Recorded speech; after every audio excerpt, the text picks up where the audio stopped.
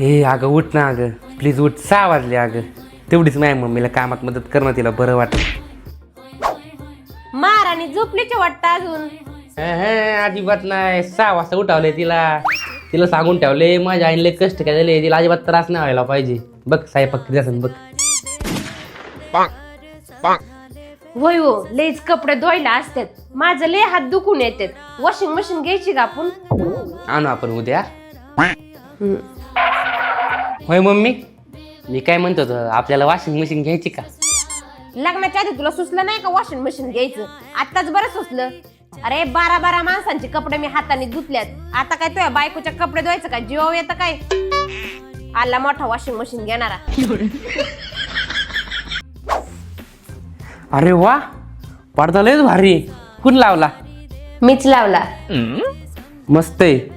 वय रे पोरा, हा पडदा पाहून आल्यावर लावायचा होता ना, मग आत्ताच लावायची काय गरज होती का? काढाय सांग. होय ग बाय, टाक आपला पडदा काढून. जाऊ दे, आपण दुसरा लावू. तुम्हाला ना माय ह्या घरात काही किंमतच नाही बघा. तुमच्या आईचंच ऐका तुम्ही. अगं थांब. लग्न केलं तरी त्रास, लग्न नाही केलं तरी त्रास. त्या दोघी सासूनांच्या मध्ये माझं एकट्याच मराणी.